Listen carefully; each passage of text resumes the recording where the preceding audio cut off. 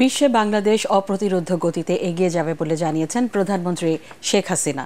রাজধানীর আর্মি স্টেডিয়ামে শেখ হাসিনা আন্তঃব্যাংক ফুটবল টুর্নামেন্টের সমাপনী পুরস্কার বিতরণ অনুষ্ঠানে তিনি বলেন, খেলাধুলা সহ সব দিক থেকে এগিয়ে যাবে বাংলাদেশ। একসময় বাংলাদেশ বিশ্ব ফুটবলে চ্যাম্পিয়ন হবে বলেও আশা করেন প্রধানমন্ত্রী। পরাগ আরমানের রিপোর্ট। শেখ হাসিনা আন্তঃব্যাংক ফুটবল চ্যাম্পিয়নশিপের ফাইনাল ম্যাচ। শিরোপা লড়ে ইসলামী ব্যাংক বাংলাদেশ পিএলসির প্রতিপক্ষ standard bank PLC.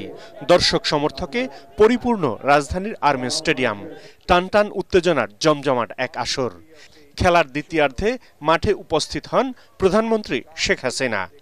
Bangladesh bank association আয়োজিত এই টুর্নামেন্টে শেষ পর্যন্ত স্ট্যান্ডার্ড ব্যাংককে 2-0 গোলে পরাজিত করে চ্যাম্পিয়ন হয় ইসলামী ব্যাংক।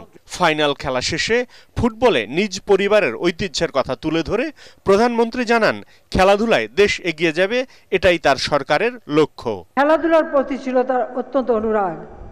আসলে আমার দাদা, তিনিও ফুটবল প্লেয়ার ছিলেন।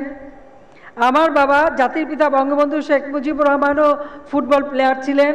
আমার ভাই শেখ কামাল, জামাল, তারাও ফুটবল খেলতো।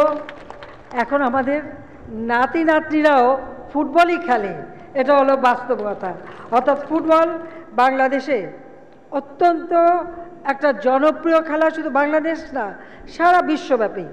মুক্তিযুদ্ধ চলাকালীন সময়েও কিন্তু এই ফুটবল খেলা হয়েছে। মুক্তিযুদ্ধের পরপর তিনি যখন দেশে এসেছেন, তিনি যেমন ক্রিকেট 72 সালে বাংলাদেশ ক্রিকেট কন্ট্রোল বোর্ড প্রতিষ্ঠা করেন, বাংলাদেশ ক্রীড়া নিয়ন্ত্রণ সংস্থা প্রতিষ্ঠা করেন, যা আজকে বাংলাদেশ ক্রীড়া পরিষদ নামে পরিচিত। এইভাবে পৃথিবীর বিভিন্ন দেশে তিনি কিন্তু টিম পাঠিয়েছিলেন, যুব টিম এবং খেলোয়াড় টিম। সেইভাবে কিন্তু তিনি ধীরে ধীরে এই খেলাধুলাকে আরো প্রতিষ্ঠিত করে যান। সবাইকে খেলাধুলার সুযোগ করে দিতে দেশের প্রতিটি উপজেলায় মিনি স্টেডিয়াম করে দেয়া হয়েছে। 33টি জেলায় চলছে ইনডোর স্টেডিয়াম নির্মাণ কাজ।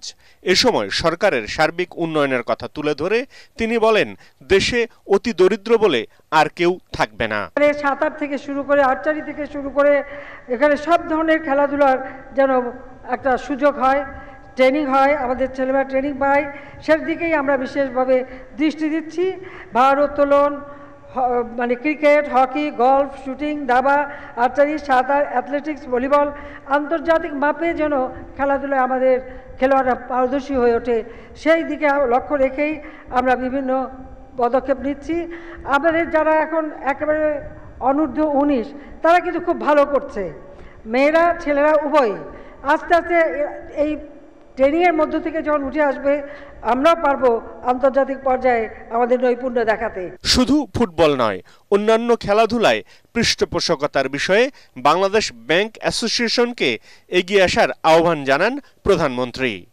টুর্নামেন্টের দ্বিতীয় আসরে চ্যাম্পিয়ন দল ইসলামী ব্যাংককে 30 লাখ টাকা আর রানার্স আপ স্ট্যান্ডার্ড ব্যাংককে 20 লাখ টাকা অর্থ পুরস্কার তুলে দেন প্রধানমন্ত্রী শেখ হাসিনা।